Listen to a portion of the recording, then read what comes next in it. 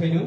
त्यसकारणले गर्दाखेरि अब वर्तमान राजनीतिक अवस्था र देशको वर्तमान सङ्कटको अवस्थामा रहेर आफ्ना भनाइहरू राखिदिनको लागि नेपाल सरकारका पूर्व प्रधानमन्त्री तथा जनता समाजवादी पार्टीका सङ्घीय परिषद अध्यक्ष आदरणीय डाक्टर बाबुराम भट्टराईज्यूलाई हार्दिक अनुरोध गर्दछु।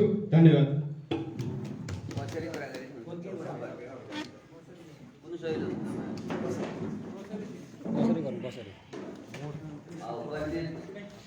पत्रकार साथीहरू, म सिधै विषयवस्तुमा प्रवेश। देश यति बेला अत्यन्त गम्भीर भएको छ। त्यसो त लोकतन्त्रको निम्ति लामो लडाइँमा अग्रगमन पक्षगमन हुँदै त्यो अगाडि बढ्ने नै प्रक्रिया हो, त्यसलाई अन्यथा मान्ने कुरा होइन। तर लामो सङ्घर्षपछि संविधान सभाबाट सङ्घीय लोकतान्त्रिक गणतन्त्रको संविधान बनाएर गणतन्त्र, संहिता, धर्मपेक्षता, समावेशी लोकतन्त्र सहितको नयाँ लोकतन्त्रको जुन हामीले परिकल्पना गरेर संस्थागत गरेका थियौँ र तीमध्येमा पनि नेपालमा एउटा राजनीतिक स्थिरता स्थायित्व कायम गर्दै सुशासन कायम गरेर समृद्धिको दिशामा लिएर जान निर्वाचित सरकारले आफ्नो पूर्ण कार्यकाल पुरा गर्नुपर्छ। पूर्ण कार्यकाल पुरा गर्न नसक्ने अवस्था रहेमा मात्रै अथवा बहुमतबाट सरकार बन्न नसक्ने अवस्थामा रहेमा मात्रै पुनर्निर्वाचन हुन्छ। अन्यथा नेपालमा आफ्नो पुरा कार्यकाल पुरा नगरी जनप्रतिनिधि संस्था विघटन हुँदैन भन्ने मान्यतालाई केन्द्रमा राखेर हामीले जुन संविधानको व्यवस्था गऱ्यौँ, खासै धारा 76 को व्यवस्था गऱ्यौँ। अहिले गत पुस 5 गते प्रधानमन्त्री केपी शर्मा ओली र राष्ट्रपति विद्यादेवी भण्डारीबाट जुन कदम चालियो त्यो सरासर नेपालको संविधान विपरीत छ, लोकतन्त्रको मर्म विपरीत छ र प्रकारान्तरले यो चाहिँ प्रतिगमन प्रतिक्रान्तिको दिशातिर देश उन्मुख छ। यो अत्यन्त गम्भीर चाहिँ अवस्था हो। यसको विषयमा म धेरै चर्चा परिचय गर्न चाहन्न, धेरै भइसकेको पनि कुरा भइसकेको पनि छ। अहिले अदालतमा पनि बहस चलिरहेको छ। यसका निकासको बाटोबाट बाहिर दिन चर्चा परिचर्चा पनि छन्। त्यसमा आवश्यक परे म पछि कुरा राख्नु। मेरो एउटा भनाइ के मात्रै हो, यो सिधै असंवैधानिक, अलोकतान्त्रिक र प्रतिगमन तर्फको यात्रा हो। यसमा कुनै दुविधा चाहिँ छैन। किनभनेदेखि अरू कुराको अतिरिक्त म के भन्छु भने एउटा विधायकी मनसाय भन्ने कुरा पनि हुन्छ। संविधान बनाउने सन्दर्भमा विधायकहरूले अथवा संविधान सभाका सदस्यले के मकसद राखेर, के लक्ष्य राखेर सम्बन्धित चाहिँ धाराको व्यवस्था गरेका थिए भन्ने प्रश्न पनि यो विधिशास्त्रमा महत्त्वपूर्ण चाहिँ मानिन्छ। 200 वर्ष पहिले बनेको अमेरिकाको संविधानको अहिले व्याख्या गर्दाखेरि पनि त्यति बेलाका जर्ज वाशिङटन, जेफरसन लगायतकाहरूले जुन संविधानका निर्माताहरू थिए तिनीहरूले चाहिँ अब कुन मनसाय राखेर ती धारा राखेका थिए भनेर अझ अमेरिकाका त अझ मेडिसन चाहिँ मुख्य चाहिँ मसौदाकार थिए उनी। तिनीहरूले कुन मकसद राखेर चाहिँ संविधानको त्यो धारा राखेका थिए भन्ने कुरालाई अहिले पनि हेरिन्छ। त्यसैले भारतमा पनि संविधानको व्याख्या गर्दा बी.आर. अम्बेडकर संवैधानिक समितिका सभापति थिए। उनी सभामुख होइन, यहाँ धेरै सभामुख भन्छ, सभामुख प्रमुख हुँदैन। संविधान निर्माण गर्दा संवैधानिक समितिको सभापतिलाई प्रमुख रूपमा हेरिन्छ। त्यसरी हेर्दा अमेरिकामा मेडिसन र भारतमा बी.आर. अम्बेडकरलाई संविधान सभाका समितिका सभापतिको नाताले र उनीहरूले के कस्तो बहस गरेका थिए भन्ने विषयलाई आधार मानेर फैसला गरिन्छ। नेपालको सन्दर्भमा पनि संयोगले म पछिल्लो पटक संवैधानिक समितिको सभापति थिएँ म र अघिल्लोमा म सदस्य थिएँ र म प्रधानमन्त्री भएको नाताले सदस्य भएर पनि यो विशेष समितिमा म उपस्थित हुने गर्थेँ।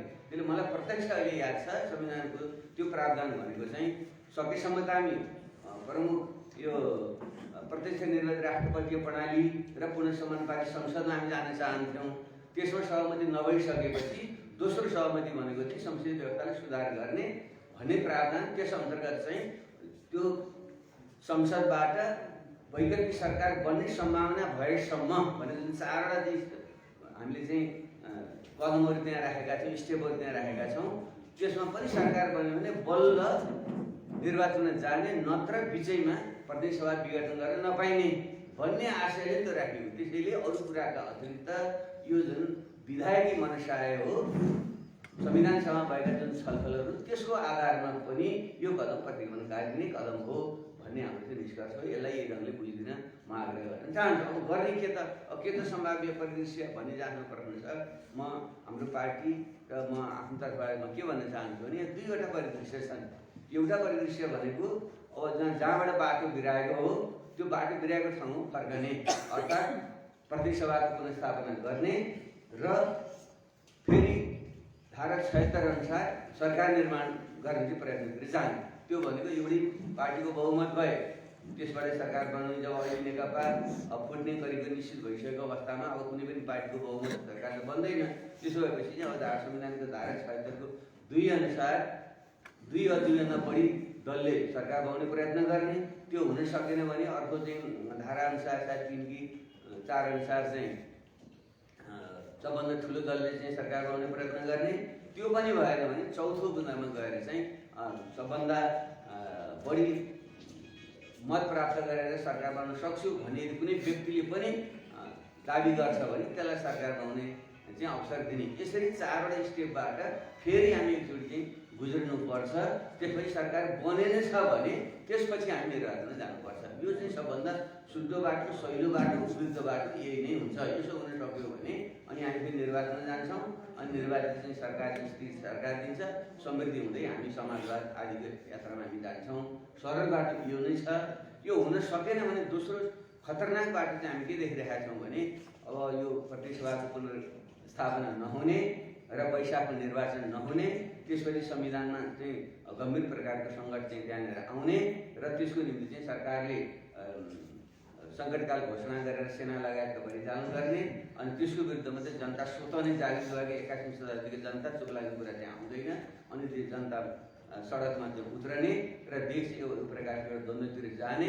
अनि यसैलाई बहाना बनाएर एउटा जटिल जुन भूराजनीति नेपालको छ, खास गरी भारत, चीन, अमेरिकाको बढ्दो चासो जुन नेपालमा छ, ती शक्तिहरूले यो बहानामा नेपालमा चाहिँ हस्तक्षेप गर्ने र देश चाहिँ भयङ्कर एउटा द्वन्द्वमा जाने।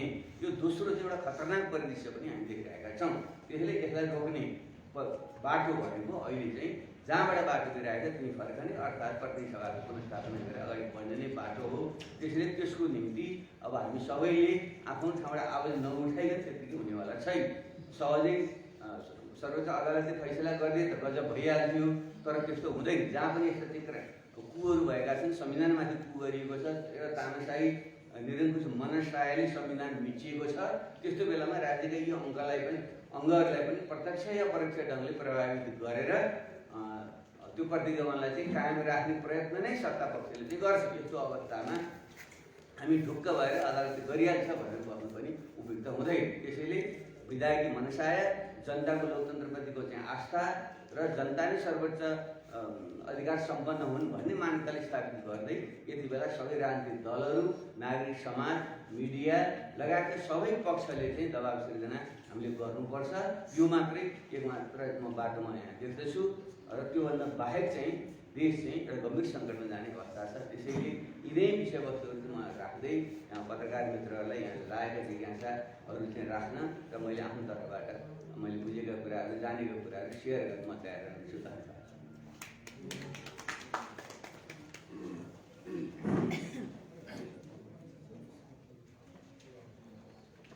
संसद पुनर्स्थापना नहुने र चाहिँ देशमा सङ्कटकाल लाग्न सक्ने भन्ने खालको कुराहरू अब त्यसो हुन सक्ला। अब यदि संसद पुनर्स्थापना भएन भने जाने बाटो भनेकै एउटा चाहिँ अत्यन्त ठुलो दुर्घटनाको दिशातिर हो। किनकि वैशाखमा निर्वाचन हुँदा कुनै सम्भावनै छैन। उहाँहरू मन्त्रीहरू, प्रधानमन्त्री आफैले सङ्केत गरिसक्नुभएको छ। कुनै पनि तरिकाले निर्वाचन आयोगका पूर्व प्रमुखहरूले पनि भनिसक्नु भएको छ सम्भावना छैन। त्यसपछि के हुन्छ? त्यसपछि अगाडि जानुको निम्ति संविधानको बाटो त छैन। अनि त्यो सङ्कटकाल लगाउनु पऱ्यो। सङ्कटकाल संविधानलाई चाहिँ सबै केही धारा बाहेक सबै धाराहरू चाहिँ निलम्बन गर्न सङ्कटकाल आएपछि चाहिँ बाटो खुलिहाल्छ। त्यसो भइसकेपछि अनि संविधान त वस्तुतः एउटा च्याटिने देशतिर जान्छ र त्यसले स्वतः नै द्वन्द्व निप्ट्याउँछ र बाह्य चलखेल पनि त्यहाँ थपियो भने भयावह हुने बन्छ। यो डरलाग्दो अवस्था मेरो आँखाले चाहिँ झन्झली देखिरहेको छ। त्यस्तो नहोस् भन्नुको निम्ति हामीले प्रयत्न गर्नुपर्छ भन्ने मेरो आग्रह। डाक्टर साहब, म अहिले 30 वर्षको भएँ। म जाने नेपालमा राजनीतिक आन्दोलन भएको छ, राजनीतिक परिवर्तनको लागि छ। तपाईँहरूकै नेतृत्वमा धेरै भयो होइन। त्यसपछि 62-63 पछि त तपाईँहरूसित रेस्पोन्सिबिलिटी आयो, तपाईँहरूको जिम्मेवार आयो। तर व्यवस्थापन गर्न चाहिँ अलिकति तपाईँहरूले सक्नुभयो जस्तो लाग्यो। अब 21औं शताब्दीको जनता चाहिँ अब यो सङ्कटकाल लगाइसकेपछि चाहिँ साथ दिन्छन् भन्ने तपाईँले अपेक्षा गर्नुभएको छ, साँच्चीकै साथ दिन्छन् त? यत्रो वर्ष त हामी हेरिसक्यौँ, मैले नै आफै पस्टाइसकेँ। म 30 वर्षको भएँ। म जानिसकेपछि 50 सालदेखि अहिलेसम्म म राजनीतिक आन्दोलनमा प्रत्यक्ष अथवा अप्रत्यक्ष नैतिक, आर्थिक, भौतिक रूपले साथ दिँदै आइरहेको छु। अब आम जनता, आम युवाहरू चाहिँ प्रष्ट रूपमा सङ्कटकाल लायो भने हजुरले भने जस्तै साथ दिन्छन् जस्तो लाग्छ त? यता सुन्नुहोस्, जनताले जहिलेसुकै पनि आफ्नो स्वतन्त्रता, मुक्ति, समानताको लडाइँ जारी राख्छ। त्यो जनता भनेको अमूर्त जनता होइन, जो सचेत जनताले लाग्छन् अगाडि। त्यो समाजमा के हुन्छ भनेदेखि सचेत मान्छे थोरै हुन्छन्, अत्यन्त प्रतिक्रियावादी, प्रतिक्रान्तिकारी, प्रतिगमनकारी सोच राख्ने मान्छे पनि थोरै हुन्छन्, र बिचमा ढुलमुल भएर चाहिँ बस्ने मान्छेहरू धेरै हुन्छन्। त्यसैले बिचमा ढुल भएका मान्छेहरू पहिले सडकमा आउने, पहिले आन्दोलन गर्ने र पहिले आफ्नो अधिकार निम्ति लड्ने काम गर्दैन। जो अगुवा थोरै मान्छे, 5-10% मान्छे जो अगुवा सचेत मान्छे हुन्छन्, ती सडकमा आउँछन् र तिनले चाहिँ आन्दोलनको चाहिँ सुरुवात गर्छन्, र अनि पछि क्रमशः त्यो बिचमा बसेको ढुलमुल जुन तबका हुन्छ त्यो जोडिँदै जान्छ र आन्दोलन बन्छ र परिवर्तन आउँछ। नियम त्यही हो। र नेपालको सन्दर्भमा पनि फेरि पटपटि किन भयो भन्दा पटपटै हुन्छ, नियमै त्यही हो। संसारभरिको इतिहासको सबभन्दा पहिले जुन बेलायतको क्रान्ति हो, पछिल्लो चरण औद्योगिक क्रान्ति, पछिको राजनीतिक क्रान्ति, त्यो बेला तपाईँले हेर्नु भने 1642-48 क्रोमवेलको नेतृत्वमा संसद र चाहिँ राजतन्त्रका सेनाको बिचमै लडाइँ भयो तिनीहरू, र पछि प्रथमले हारेर उनको टाउकै काटियो, र त्यसपछि 30 वर्ष पनि त्यस्तै द्वन्द्वबाट गुज्रियो, र अनि गएर 1689मा जो ग्लोरियस रेभोल्युसन भनिन्छ, त्यसपछि मात्रै बेलायतको यो अहिलेको परिपाटी बसेको। र अमेरिकाको भन्नुहुन्छ भने त्यहाँ पनि 1776मा स्वतन्त्रता सङ्ग्राम भए पनि झन्डै 100 वर्ष अब्राहम लिङ्कनको पाला, 16औं राष्ट्रपतिको पालासम्म त्यो विभिन्न प्रकारका द्वन्द्व भए, र त्यसपछि मात्रै त्यसले चाहिँ स्थिरता लिएको। फ्रान्सेली क्रान्ति भन्नुहुन्छ नि त्यही। त्यसैले नेपालमा पनि 7 सालदेखि पटक क्रान्ति प्रतिक्रान्ति जुन भइरहेको छ, त्यसैले यो श्रृङ्खला हो। केही समय यति जान सक्छ, तर हामी सचेत मान्छेहरूले हस्तक्षेप गरेर यसलाई रोक्न सकिन्छ। त्यसैले मैले भने सबभन्दा उपयुक्त बाटो चाहिँ हामी अगुवा चेतना भएकाहरूले बेलैमा चाहिँ हस्तक्षेप गरेर यसलाई रोक्नुपर्छ, जो सम्भव छ भन्ने मलाई लाग्छ। के आइरहेको छ भने हिन्दू राज्य घोषणाबाट संहिता खारेज गर्ने भन्ने विषय सामाजिक सञ्जालमा आउँदाखेरि त बसको विषयमा छ होइन। अब त्यो चाहिँ घोषित विषय, त्यो जनागरणको चाहिँ प्राप्तिको विषय, जुन धर्मनिरपेक्षता र संहिता खारेज हुन सक्ने सम्भावना कतिको छ?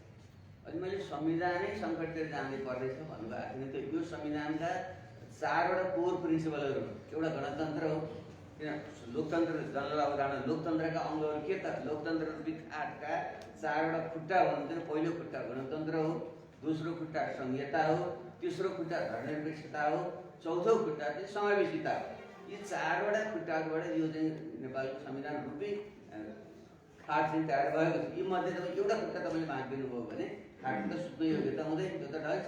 त्यसैले अहिले केपी शर्मा ओलीले जो प्रतिनिधि सभा विघटन गरेका छन्, र त्यसले चाहिँ खाटका चाहिँ सबै खुट्टाहरूलाई चाहिँ हल्लाइदिएको छ। त्यसैले कुनै पनि बेला लडखडाएर चाहिँ यो खुट्टाहरू भाँचिने र खाट ढल्ने खतरा चाहिँ छ। त्यसैले उनले कुन चाहिँ खाट पहिलेको खुट्टा चाहिँ कुन चाहिँ पहिले काट्छन् भन्ने कुरो त हामीले अनुमान गर्ने कुरो त भएन। तर उनले जुन खालको चाहिँ दुस्साहस उनले गरेका छन्, अब क्रमशः 4वटै खुट्टा चाहिँ काट्ने दिशातिर उनले जाँदैछन्, र त्यसले चाहिँ प्रतिगमन र प्रतिक्रान्तिमै परिणत हुन्छ भन्ने मेरो चाहिँ एउटा आशंका र डर हो। त्यसैले हामी बेलैमा नै हामीले चाहिँ एउटा दबाब सिर्जना गरेर उनलाई त्यो बाटोबाट रोकौँ भन्ने मेरो आग्रह हो। जस्तो कि पौष 5 गते सम्माननीय प्रधानमन्त्रीले असंवैधानिक कदम चाल्नु भएको छ, तर कोही बहुत विद्वान मित्रहरूले, विद्वान वकिलहरूले के भन्नुहुन्छ भने यो संसद त के अरे विकास भएकै छैन, संसद त जीवितै छ, घाइते मात्रै भएको। त्यसमा सभामुखले संसद आह्वान गरेर, संसदको बैठक आह्वान गरेर त्यसलाई निरन्तरता दिन सक्ने चाहिँ संविधानमा व्यवस्था गरिएको छ भनेर पनि ती कुराहरू आएका छन्। त्यस विषयमा यहाँको विचार हो? यो कुरा हामी सबभन्दा पहिले हामी जनता समाजवादी पार्टीको तर्फबाट र मैले नै सबभन्दा पहिले विषय उठाएको हो। किनकि यो हाम्रो परिकल्पना चाहिँ प्रतिनिधि सभा कहिले पनि मर्दैन, र अर्को निर्वाचनको निम्ति यसको प्रक्रिया, उम्मेदवार दाखिला गर्ने प्रक्रिया सुरु नभएसम्म यो रहिराख्छ भनेर हामीले चाहिँ सभामुखको पदलाई चाहिँ त्यसै जीवित हुँदै राखेका छौँ। जीवित प्रतिनिधि सभाको प्रतिनिधिको हैसियतले सभामुखको पद चाहिँ कहिले पनि खाली हुँदैन। त्यसै भएको हुनाले अर्थात् त्यो निर्वाचनको निम्ति उहाँ उम्मेदवार हुनुभयो भने मात्रै त्यो जान्छ, त्यति बेला नै रहन्छ। त्यसको अर्थ प्रतिनिधि सभा जीवित छ र सार्वजनिक सत्ता नेपाली जनतामा भएको कारणले, किनकि विगतमा पनि हामीले प्रतिनिधि सभा चुनावमा के गरेका थियौँ, राजालाई जारी गर्न लगाएका थियौँ। किनकि पहिलेका संविधानहरूमा राजा माने, राजतन्त्र माने, नेपालको राजकीय सत्ता र सार्वजनिक सत्ता निहित छ भने त्यहाँ लेखिएको थियो। तर नेपालको अहिलेको संविधानको प्रस्तावनामा नै सार्वजनिक सत्ता नेपाली जनतामा निहित छ भने लेखिएको छ। त्यसै भएको हुनाले प्रतिनिधि सभामा नै सार्वजनिक सत्ता निहित छ, प्रतिनिधि सभाका प्रमुख सभामुखमा त्यो व्यावहारिक रूपले त्यहाँ निहित छ। त्यसैले अब हामीले चाहिँ आन्दोलनको बलमा चाहिँ एउटा जनमत सिर्जना गरेर प्रतिनिधि सभाको बैठक सभामुखले आयोजना गर्ने र प्रतिनिधि सभाको चाहिँ बैठक मार्फत चाहिँ यो जुन क्रान्तिकारी असंवैधानिक कदम छ त्यसलाई चाहिँ सच्याउने यो बाटो सम्भव छ। त्यसैले हामीले सुरुदेखि भनेका छौँ सबभन्दा सहिलो बाटो अदालतले तुरुन्तै पुनर्स्थापना गर्यो भने सहिलो भइहाल्यो। त्यो भएनछ भने सभामुखले प्रतिनिधि सभाको बैठक राखेर यसलाई सच्याउने ठाउँ छ। दोस्रो बाटो त्यो हो भन्ने हाम्रो भनाइ। खास गरी यो वैशाख 17 र 27 गते निर्वाचन सरकारले घोषणा गरेको, त्यसमा तपाईँहरूको टिमले, खास गरी तपाईँले निर्वाचनमा जान हुन्न भन्नुभएको छ। तपाईँको भित्रको खास गरी पूर्व मधेसवादी टिमले निर्वाचनको वातावरण बनेको छ, ताजा जनादेशमा जानुपर्छ भन्ने छ। तपाईँभित्र त्यो निर्वाचन सम्बन्धी पार्टीभित्र बहस नभएको त्यसो छैन, त्यो सत्य होइन। मान्छे बल्ल अभिव्यक्तिका फरकपना आएको। हाम्रो पार्टीले तुरुन्त नै पुसाक 8 गते नै हामीले बैठक बसेर कार्यकारिणी समितिले एकमतले नै यो निर्णय गरेको थियो। यो असंवैधानिक कदम हो भनिसक्यो, यो त सचिनु पऱ्यो। त्यो नसचिएसँग अरू कदम त आउँदैन। खालि सैद्धान्तिक रूपमा भने कि हामी लोकतान्त्रिक पार्टी हुनुको नाताले विद्रोहतिर हतियार उठाउनुतिर कोही जान्छ कि भन्ने कुराको आशंकालाई रोक्नको निम्ति हामी लोकतन्त्रको प्रति प्रतिबद्ध हो हाम्रो पार्टी। त्यसैले चाहिँ निर्वाचनको बाटोबाटै अगाडि बढ्छ भनेको जनरल अर्थमा भनेको यो वैशाखको चुनाव भारी हुन्छ भन्ने अर्थमा हो। त्यो भएर न अनि खास गरी तपाईँले पछिल्लो समय प्रचण्डसँग पनि भेट गर्नुभयो। हिजो पनि प्रचण्डले जनता समाजवादी पार्टी, नेपाली काङ्ग्रेस लगायतका दलहरूसँग मिलेर यसको आन्दोलन संसद पुनर्स्थापनाको विषयमा आन्दोलन गर्न पर्ने जरुरी छ भन्नुभएको छ। तपाईँ उहाँहरूसँग संयुक्त रूपमा आन्दोलन गर्ने अवस्था के छ एउटा, अनि अहिलेका सरकारका मन्त्रीहरूले खास गरी तपाईँका पूर्व सहपाठीहरूले तपाईँलाई के भन्नुहुन्छ भने ठोस परिस्थितिको ठोस विश्लेषण गर्न सकेन भने बाबुराम भट्टराईको चाल हुन्छ, मोहन वैद्यको जस्तो चाल हुन्छ, अनि किरण खेलेको विप्लवको चाल हुन्छ, मणिपुरको जस्तो चाल हुन्छ भन्ने उहाँहरूले तपाईँलाई आरोप लगाइरहेको छ। के छ तपाईँको चाल के समाप्ति भएको त उहाँको भनेन? अब पहिलो कुरो यो विभिन्न दलसँग भेटेको कुरा गरेर मैले नै यति बेला चाहिँ राजनीतिक दलको घेराभन्दा माथि उठेर संविधानको रक्षा र लोकतन्त्रको रक्षाको निम्ति एउटा राष्ट्रिय पहल गर्नुपर्छ भनेर मैले नै सबभन्दा पहिले परम्परागत दलको नेता शेरबहादुरजीलाई मैले पहिले भेटेँ र मैले उहाँले नै आग्रह गरेँ। उहाँले विषयमा त्यति बोलिरहनु भएको थिएन। तपाईँले परम्परागत दलको नेताले नै नेतृत्व गर्नुपर्छ। नेपाली काङ्ग्रेसको चाहिँ लोकतन्त्रप्रति लडेको लामो इतिहास छ, त्यसले तपाईँले अहिले पहल गर्नुपर्छ है।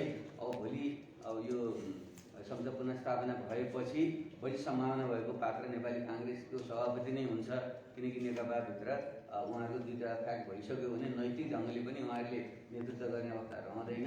अब चाहिँ यो जसपा त्यसै पनि त्यसपछि जुन चौथो पार्टी हुनुभएको छ, चौथो पार्टी दाबी गर्नु जोगनी हुँदैन, त्यसले तपाईँको पनि दाबी हुन्छ है। त्यसैले पनि तपाईँले अरू कुनै प्रलोभनमा नपरिकन तपाईँले चाहिँ यो आन्दोलनको चाहिँ नेतृत्व गर्नुपर्छ है, अगाडि आउनुहोस् भनेर मैले उहाँको पहिलो कुरा मैले गरेँ। त्यसपछि प्रतिनिधि भारततिर हुनुहुन्थ्यो, मैले माधव नेपाल जो उहाँको प्रतिनिधि पक्षको चाहिँ अर्को अध्यक्ष हुनुहुन्थ्यो, उहाँसँग मैले भेटेर यिनै कुरा मैले राखेँ। तपाईँहरूले अब पहिले त केपी ओलीसँग तपाईँले सम्बन्ध विच्छेद गरिसक्नु भएको छैन, अहिले मिलेर जान सकिन्छ भनिराख्नु भएको छ। सरकारमा पनि सडकमा पनि भन्ने कुरा चाहिँ सम्भव पनि हुँदैन। त्यसले गर्दा सबैमा आशंका, नेपाली काङ्ग्रेस पनि आशंका छ, हामी पनि त्यति ढुक्क छैनौँ। फेरि तपाईँले आफ्नो बाटो क्लियर गर्नुहोस् र संयुक्त हाम्रो बाटो बनाउनुहोस् भन्ने मैले कुरा गरेँ। अनि प्रतिनिधि आइसकेपछि यही कुरा चाहिँ भएको। यसरी यसको पहल मैले नै गरेको र मलाई एउटा गम्भीरतापूर्वक, किनकि यो संविधानप्रति सबभन्दा बढी चिन्ता र माया मलाई छ भन्ने लाग्छ। किनकि नेपालको इतिहासमा 14 सालमा राजा महेन्द्रले संविधान सभा खोसिसकेपछि बिपी कोइराला जस्तो एउटा हाम्रो युगका चाहिँ एउटा महान व्यक्तित्वले पनि त्यसलाई चाहिँ अगाडि उठाउन चाहिँ सक्नु चाहिँ भएन। पुष्पलालहरूले पनि सक्नु भएन, उहाँहरू बित्नुभयो। त्यसपछिको कालमा 46 सालदेखि निरन्तर ढङ्गले उठाएको र माओवादी आन्दोलन पनि स्थापित गरेको व्यक्ति म भएको यो इतिहासले पुष्टि गरिसकेको विषय भएको हुनाले संविधान सभाबाट बनेको संविधानको रक्षाको निम्ति सबभन्दा बढी चिन्ता व्यक्तिगत रूपमा मलाई छ। हाम्रो पार्टीलाई छ, सबैलाई छ, तर व्यक्तिगत रूपमा चाहिँ मलाई छ। त्यो कारणले पनि मैले पहल गरेको र अहिले मेरो प्रयत्न चाहिँ अहिले पनि सबै मिलेर चाहिँ अगाडि बढ्नुपर्छ नि। खास गरी काङ्ग्रेस, जसपा र नेकपाको चाहिँ प्रचण्ड माधव समूह जो अलग अस्तित्वमा आउनु पर्यो पहिले, यिनीहरू मिलेर नागरिक समाजले साथ दिएन र मिडिया जगतले साथ दिएन भने पनि यो कुरा हुँदैन। मैले खुसीको कुरा चाहिँ नागरिक समाज र मिडिया राजनीतिक दलभन्दा अगाडि आएको छ, यो देश छ, प्रशंसनीय छ। म यही कुरा भन्न चाहन्छु। दोस्रो कुरा, मेरा हिजोका सहकर्मी साथीहरूले के भने उहाँ चाहिँ टिप्पणी गर्न लाग्दैन, मलाई उपयुक्त लाग्दैन। किनकि बाउ र छोराहरूको सम्बन्ध हुँदाखेरि छोराले कहिलेकाहीँ बाटो बिराएर रिस उठेर झुकेरबाट अपशब्द प्रयोग गर्ने जसपाई बोल्छ, त्यसो गर्दा बाउले त्यही रूपले शब्द फर्काउँदैन। बाउले चाहिँ फेरि आफ्नो छोरोले चाहिँ अलिकति गलत हरकत गर्दा, गलत शब्द प्रयोग गर्दा, अपशब्द प्रयोग गर्दा चित्त अलिकति दुखाउँछ, तर त्यो छोराले चाहिँ सच्याउने बुझाउने प्रयत्न उसले गर्छ। त्यसले मैले उहाँले जुन स्तरमा ओर्लिएर मेरा हिजोका सहकर्मी साथी जो मेरा छोराछोरीले नै हुनु, उहाँहरू वैचारिक ढङ्गले त उहाँले मलाई चाहिँ पिता नै मान्नुहुन्छ। त्यसो भए हुनाले मैले त्यसमा टिप्पणी गर्नु छैन, तर त्यो दुःखद हो, गलत हो र मेरा सन्तानहरूले, राजनीतिक सन्तानहरूले गलत बाटो लिँदाखेरि चाहिँ मलाई चाहिँ पीडा चाहिँ भएको छ। मैले केही प्रश्न सोध्छु। नमस्कार, म गोपाल भट्टराई, रेडियो राजमा काम गर्छु। यो राजनीतिक अवस्था र मुलुक नै गम्भीर अवस्थामा पुग्यो, यसमा जसपाको भूमिका के भन्ने चाहिँ तपाईँले अलिकति खुलाउनु भएन। एउटा प्रश्न छ। अर्को चाहिँ 17,000 मान्छे मरे, 10 वर्ष जनयुद्ध भयो, कम्युनिस्ट आन्दोलनको नेतृत्व तपाईँहरूले गर्नुभयो, तर कम्युनिस्टको आन्दोलनबाट तपाईँहरूले चाहिँ किन फेरि अहिले यात्रा बिचैमा चाहिँ विश्राम गर्नुभयो? कम्युनिस्टबाट पतन हुनुको अवस्था आउनेको चाहिँ किन कारण आयो होला तपाईँलाई चाहिँ एउटा? अर्को यो नयाँ शक्ति मिसिनुभन्दा अगाडि यो जसपा एउटा मधेस केन्द्रित क्षेत्रीय दलको रूपमा चिनिन्थ्यो। अहिले पनि यो भारत परस्त बढी चाहिँ भारतले चाहिँ परिचालित गर्ने एउटा दल हो भनेर चाहिँ त्यस्तो चिन्ने गरिन्छ, बुझ्ने गरिन्छ, भन्ने गर्छ होइन? यो अर्थमा यो तपाईँ फेरि त्यो एउटा भारत अहिले चाहिँ बाबुराम भट्टराई बढी भारत परस्त भयो भन्ने आरोप छ। यो चाहिँ अलिकति के हो जस्तो पारिदिनु होला। कम्युनिस्टको यात्रा छोडेर अहिले चाहिँ एउटा क्षेत्रीय दलको अर्थ होइन? एउटा अर्को अबको राजनीतिक परिदृश्य चाहिँ कस्तो होला यस अवस्थामा? जस्तो नेकपाको यो अवस्था छ, निर्वाचनको घोषणा भइसकेको अवस्था छ, अदालतमा बहस जारी छ, अब चाहिँ यो अवस्थाले के हुन्छ? अर्को अन्तिम प्रश्न चाहिँ यो धर्मनिरपेक्षता आइसकेपछि अलिकति धार्मिक विसङ्गति आएको जस्तो त्यो आभास भइरहेको छ। खास गरी क्रिस्चियनहरूले अहिले चाहिँ धर्म चाहिँ एउटा व्यापारको रूपमा चाहिँ फैलाइरहेको, धर्म पेसाको रूपमा फैलाइरहेको, त्यसले गर्दा धार्मिक द्वन्द्व पनि कतै आउने हो कि भन्ने खालका चिन्ताहरू पनि जागिरहेका छन्। यसमा तपाईँको धारणा के छ? धन्यवाद। पहिलो कुरा त यो जसपाको के हो र यो जसपा मधेस केन्द्रित भएको हुनाले भारतको जस्तो पनि देखा पर्छ र त्यहाँ तपाईँ जोडिएर के भन्नुहुन्छ यो सत्य हो। जसपा हामी एउटा वैकल्पिक राजनीतिक शक्तिको रूपमा निर्माण गर्न खोजेका हौँ। पहिले यसको बिजारोपण एउटा नयाँ शक्तिकै रूपमा भयो। अब नेपालमा संविधान सभाबाट संविधान जारी भइसकेपछि एउटा राजनीतिक परिवर्तन एउटा युग मोटामोटी रूपमा सम्पन्न भएको छ। अब बाँकी कार्यभार पुरा गर्नलाई अब त्यो हिजोका काङ्ग्रेस र कम्युनिस्ट ब्रान्ड अथवा माओवादी पनि कम्युनिस्ट एउटा ब्रान्ड थियो, त्योभन्दा माथि उठेको वैकल्पिक शक्ति चाहिन्छ भनेर मैले चाहिँ 2071 सालमा नै यो अवधारणा अगाडि ल्याएर त्यो नेपाल साप्ताहिकमा चाहिँ फ्रन्ट पेजमा एउटा कभर पेजमा नै त्यो कुरा स्थापित छ। त्यहाँबाट नै मुख्य रूपमा नयाँ शक्ति भन्ने अवधारणा चाहिँ अगाडि नै आएको चाहिँ हो। र त्यसै क्रममा हामीले चाहिँ नयाँ शक्ति निर्माण गर्ने क्रममा नै हामीले चाहिँ यो जुन एउटा अवधारणा मेरो जुन सोच के आयो यसको मुख्य यसरी अहिले त्यहाँ फोन हल्ला नगरौँ त। मुख्य चाहिँ के विषय रह्यो भने यो नयाँ शक्ति बन्नको निम्ति त आन्दोलनबाट अलग के हुँदैन। हुन त अब अरू साथीहरूले पनि राजनीति अलिक फरक ढङ्गले सुरु गर्ने प्रयत्न गर्नुभएको छ, तर ती धारहरूमा चाहिँ त्यो हिजोका हल्ला नगरौँ छ, हल्ला नगरौँ। हाम्रो हिजोका आन्दोलनको विरासत चाहिँ त्यहाँ जोडिया छैन। आन्दोलन भनेको निरन्तर ढङ्गले अगाडि बढ्छ। त्यसैले आन्दोलन बिनाको, सङ्घर्ष बिनाको राजनीति चाहिँ त्यो जनआधारित हुँदैन, त्यो दिगो पनि हुँदैन। संसारभरिको नियम त्यही। त्यसैले पछिल्लो चरणमा यी परिवर्तनका निम्ति मुख्य वाहक बनेका माओवादी शक्ति हो, मधेस विद्रोहका शक्तिहरू हुन्, छलौट आन्दोलनका शक्तिहरू हुन्, जनजाति आन्दोलन, महिला आन्दोलन, दलित आन्दोलन लगायत यी आन्दोलनको बलमा नै नेपालमा चाहिँ 22-63 आन्दोलन र त्यसपछि यो संविधान सभाबाट संविधान बनेको। त्यसैले ती शक्तिहरूलाई जोडेर बनाइयो भने यसको जग बलियो हुन्छ र त्यो अग्रगामी पनि हुन्छ। नत्र भने त्यो अग्रगामी शक्तिहरूले जोडिएन र नयाँ शक्ति बनाउँछु अथवा नयाँ वैकल्पिक पार्टी बनाउँछु भनेर फेरि पुरानैतिर फर्कने जुन खतरा छ, लोकतन्त्रबारे पनि त्यति प्रतिबद्धता नभएको, गणतन्त्र, संहिता, धर्मनिष्ठता, समावेशिता बारे पनि स्पष्टता नभएको शक्ति अगाडि आयो भने त्यो रूपमा नयाँ भए पनि सारमा त्यो फेरि अलि यथार्थवादी हुने खतरा हुन्छ भनेर नै हामीले आन्दोलनको जगमा भएका शक्तिहरू चाहिँ एक भएर हामी आएका हौँ र त्यसको अन्तिम परिणाम चाहिँ जसपा हो र त्यसलाई चाहिँ अब त्यही रूपमा बुझ्दिनमा आग्रह गर्न चाहन्छु र जहाँसम्म यो चाहिँ मधेस केन्द्रित भन्ने सत्य हो भन्ने जुन कुरा गर्नुभएको छ शक्तिको हिसाबले त्यो सत्य नै हो। त्यहाँ मधेसमा नै त्यो मुख्य आन्दोलनकारी शक्ति पुरै त्यहाँ जोडिएर आयो। त्यो मधेस विद्रोहमा जुन जोडिएका शक्ति थिए, आन्दोलन जोडिएका शक्ति, त्यो सबै सोलिडल भएको हुनाले त्यसको चाहिँ एउटा सांगठनिक शक्ति अहिले बढी त्यही नै केन्द्रित छ। हामी बुझेर नै त्यो गरेको हो, किनकि हिमाल पहाड तराई मधेस नजोडेसम्म नेपालको राष्ट्रिय एकीकरण सही ढङ्गले भावनात्मक ढङ्गले हुँदैन। त्यस निम्ति चाहिँ हिजो चाहिँ पहाड र मधेस भन्ने जुन दूरी बढ्यो यसलाई घटाउनुको निम्ति सधैँ पहाडले नेतृत्व गर्नुहुन्छ भने मधेसले गर्दा किन हुँदैन? पहाडको नेतृत्व गर्ने पार्टी चाहिँ राष्ट्रिय पार्टी हुने, मधेसी मुलुकको मान्छेले गर्दा चाहिँ यो वार्ता भन्नु त योभन्दा अत्यन्त अवैज्ञानिक र अलोकतान्त्रिक चिन्तन केही पनि हुँदैन। त्यस अर्थमा हामीले चाहिँ मधेसी सोल्डोलाई आन्दोलनको सम्मान गर्दै उहाँहरूकै नेतृत्वमा हामीले यसलाई अगाडि सारेका हौँ र अहिले हामी यसलाई चाहिँ फेरि पहाडतिर विस्तार गर्ने क्रममा पनि छौँ र हाम्रो नेतृत्व पनि तपाईँले हेर्नु भने मधेसी, खसारिया, आदिवासी जनजाति सबैको चाहिँ नेतृत्व टिम तपाईँले त्यहाँ देख्नुहुन्छ। महेन्द्र ठाकुर, उपेन्द्र यादव, राजेन्द्र महतो, अशोक राई र बाबुराम भट्टराई, त्यो एउटा मुख्य 5 जनाको जुन हाम्रो कोर टिम छ अहिले, त्यो हेर्नुभयो भने यसरी समावेशी भएको पार्टी नेपालमा अर्को अहिलेसम्म छैन। त्यसै भएको हुनाले पनि यो नेपालको सच्चा राष्ट्रिय पार्टी अर्थमा हो र हामीले कुनै पनि जाति क्षेत्रलाई चाहिँ अर्काको विदेशको भनेर जोड्नु अत्यन्त खतरनाक र गलत चाहिँ कुरा हुन्छ। त्यस्तो गल्ती हामीले नगरौँ भन्ने मेरो चाहिँ एउटा आग्रह छ।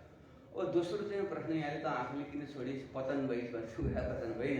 कम्युनिस्ट आन्दोलन भने यी भन्ने विचार एउटा चाहिँ जुन आधुनिक युगको सुरुवात हो र खास गरी प्रबोधन युग, इन्लाइटेनमेन्टको जुन विचारधारा युरोपबाट अगाडि आयो, त्यसका 3टा चाहिँ मुख्य कोर प्रिन्सिपल थिए: लिबर्टी, स्वतन्त्रता, इक्वालिटी, समानता, फ्र्याटर्निटी, भ्रातृत्व अथवा मानवता। यी 3टा आधारशिलामा चाहिँ आधुनिक लोकतन्त्र संसारभरि फैलिएको। उदारवादी लोकतन्त्र जसको पक्ष त नेपाली काङ्ग्रेस हो, उसले स्वतन्त्रताको मात्रै कुरा गर्यो।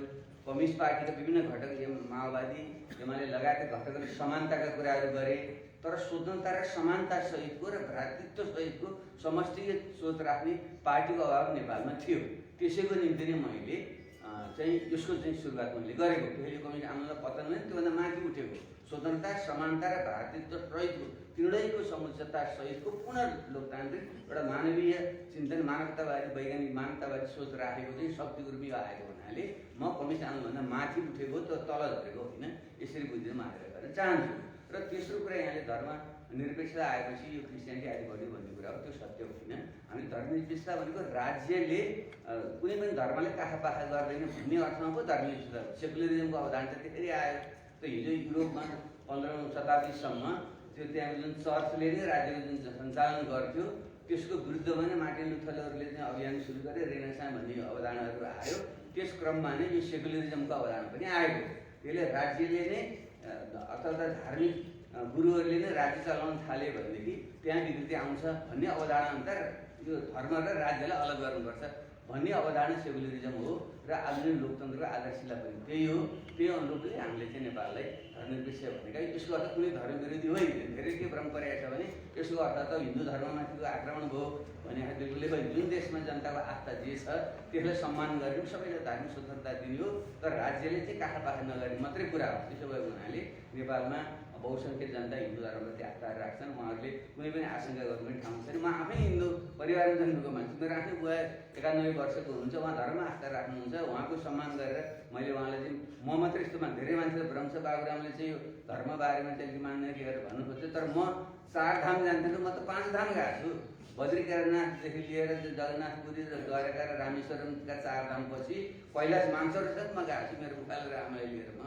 भने म त त्यो सम्मान हुन्थ्यो भने म नास्तिक हो। फेरि मलाई धर्मप्रति आस्था छैन, विज्ञानमा आस्था राख्छु, मेरो व्यक्ति स्वतन्त्रताको कुरा। तर मेरो कति सम्मान छ भन्ने कुरा त म त 5 धाम गर्ने मान्छे छु त मलाई यहाँ। त्यसैले यो भ्रममा पनि नरहनु म साथै लागेर चाहन्छु।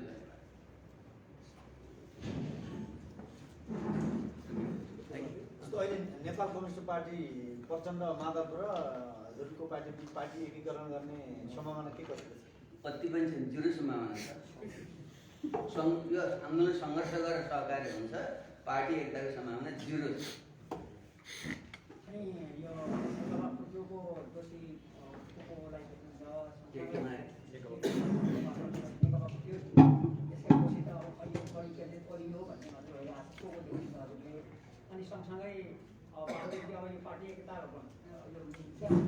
चुनावबाट लागु सम्भावना के देख्नु भएको? मैले त्यसबारे बोल्नु फेरि त हुँदैन, म एउटा अर्कै पार्टीको एउटा प्रमुख भएको नाताले अर्को पार्टीभित्र कसो कारणले हो भनेर भन्नु सही हुँदैन। त्यो उहाँले छुनफान गर्ने कुरा हो। खालि हामी मुद्दामा मिलिसकेहरूसँग चाहिँ सहकार्य गर्न हामी तयार छौँ। अर्थात् यो जुन लोकतन्त्र छ, संघीय लोकतान्त्रिक गणतन्त्र छ, यसको रक्षा गर्ने, यो संविधानको रक्षा गर्ने कुरा नै यति बेला प्रधान हो। यो रक्षा गर्न जो आउनुहुन्छ त्यसमा हात मिलाएर अगाडि बढ्न हामी तयार छौँ। तर पार्टी एकता चाहिँ अहिले कसैसँग पनि हुँदैन, त्यसमा चाहिँ ढुक्क रहन आग्रह गर्छु। धन्यवाद। धेरै धेरै धन्यवाद। जसपा सङ्घीय परिषद अध्यक्ष तथा पूर्व प्रधानमन्त्री आदरणीय डाक्टर बाबुराम भट्टराईज्यूलाई समसामयिक विषयमा रहेर आफ्ना भनाइहरू र हाम्रो जिल्लाका सम्पूर्ण मिडियामा कार्यरत पत्रकार साथीहरूका गुनासाहरू मेट्ने प्रयास गर्नुभयो। र अब हाम्रो लगत्तै जिल्ला पार्टी समायोजन कार्यक्रम र 1 बजेपछि सभागृह टोडीखेलमा वृहत अन्तर्क्रिया कार्यक्रम समसामयिक विषयमा हुँदैछ। त्यो जानकारी पनि साथीहरूलाई गराउँदै आजको पत्रकार सम्मेलनमा उपस्थित हुने सम्पूर्णलाई पुनः प्रेस नेपाल आराखाँचीको तर्फबाट आभार व्यक्त गर्दै यो कार्यक्रमै समापन भएको घोषणा गर्छु। धन्यवाद।